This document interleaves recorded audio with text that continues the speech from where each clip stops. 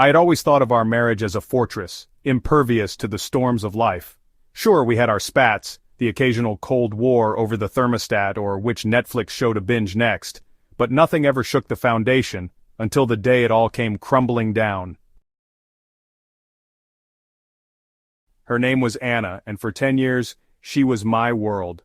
We had met at a mutual friend's dinner party where she laughed at my lame joke about the difference between a crocodile and an alligator. That laugh, genuine and melodic, became the soundtrack of my life.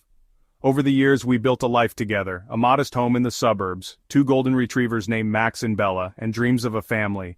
I thought we were happy. Then I found the texts. It started innocently enough, a notification on her phone that popped up while she was in the shower. Had a great time last night. Can't stop thinking about you. My stomach tightened as if someone had punched me. The sender's name was Matt. Jim. My mind raced. Was it innocent? Maybe a misunderstanding? But curiosity got the better of me, and before I knew it I was scrolling through their chat history. What I saw ripped the air from my lungs. Explicit messages, photos, plans for clandestine meetups. The sheer depth of their affair unfolded before me in cruel clarity. This wasn't a one-time lapse in judgment, it was a months-long betrayal. When Anna emerged from the bathroom humming a tune, I confronted her. She froze, her face a mixture of shock and guilt as her eyes darted to her phone in my hand. "I can explain," she stammered, but her voice cracked, betraying her. "Explain?" I hissed, my voice shaking. "You've been sneaking around with this guy, Matt? How long, Anna? How long have you been lying to me?" Her defenses crumbled almost immediately. Tears streamed down her face as she fell to her knees, clasping her hands in front of her like a penitent sinner. "I'm so sorry, Jack," she sobbed. "I made a mistake, a horrible, unforgivable mistake. Please, you have to believe me. I love you. Love me." Those words felt like acid on my skin. Love doesn't text another man at midnight. Love doesn't meet someone else in cheap motel rooms while your husband is working overtime to save for your dream vacation.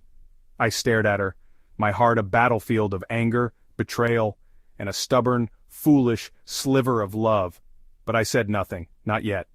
Instead, I made a decision. If she thought she could play me for a fool, she was wrong. I wasn't going to just walk away with my pride in shreds. No, I was going to dismantle her lies piece by piece, and she would feel every ounce of pain she had inflicted on me. Over the next week, I played my part perfectly. I pretended to believe her apologies, nodding and feigning understanding as she promised to cut all ties with Matt and rebuild our marriage. But behind the scenes, I was a man on a mission. First, I gathered evidence. I screenshot every incriminating text and email I could find, saving them to a secure folder. I even hired a private investigator to confirm what I already knew. Within days, I had photos of Anna and Matt meeting at a downtown cafe, laughing like teenagers. Each picture was a dagger to my heart, but I hardened myself. This wasn't about pain anymore, it was about justice. Next, I reached out to Matt's wife, Sarah. Yes, he had a wife. The PI's report revealed that Matt's double life was just as sordid as Anna's. When I called Sarah, she was hesitant at first, but as I laid out the evidence, her disbelief turned to anger. We decided to work together. "He's been lying to both of us," I told her during one of our late-night calls. "It's time they face the consequences." Sarah agreed. The revenge was meticulous. It started with an email sent to both Anna and Matt from an anonymous account. The subject line read, "We know." Inside were some of the texts and photos, along with a warning. "This is just the beginning." Anna was frantic that evening. She paced the living room, her phone clutched in her hand as she tried to reach Matt. I pretended to be concerned. "What's wrong?" I asked, feigning ignorance. "Nothing," she replied quickly, her face pale. The next phase involved their workplaces. Both Anna and Matt worked for companies that prided themselves on their moral codes. A carefully crafted letter, accompanied by select pieces of evidence, was sent to their HR departments. I knew it was risky, but I also knew their actions violated company policies. By the end of the week, both were under investigation. Then came the social media posts. Sarah and I coordinated our efforts, posting vague but cutting messages about betrayal and deceit. We didn't name names, but mutual friends quickly pieced it together. The whispers started. The judgment followed. Anna's world was unraveling, and she had no idea I was the architect of her downfall. She cried herself to sleep most nights, begging me to help her figure out who was behind the attacks. I comforted her with empty words, all the while relishing the poetic justice. The final act came 2 months later.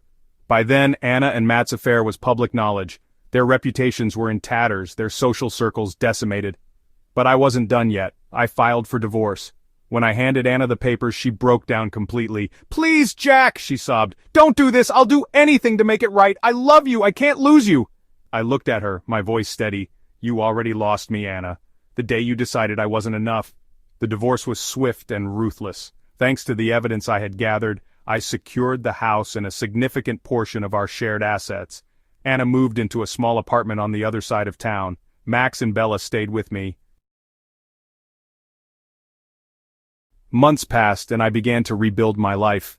Therapy helped me process the pain and slowly I started to feel whole again. Sarah and I remained in touch, not as lovers but as allies who had survived the same storm. Matt, I heard, had moved to another state, his marriage in ruins.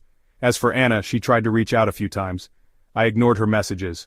Forgiveness, I realized, wasn't about absolving her. It was about freeing myself from the burden of anger. And one day, as I stood in my backyard watching Max and Bella play, I felt that burden lift. My revenge had been satisfying, but my healing was even more so. I had survived the wreckage, and in doing so, I had found a strength I never knew I had. Life, I decided, was still beautiful, even after betrayal.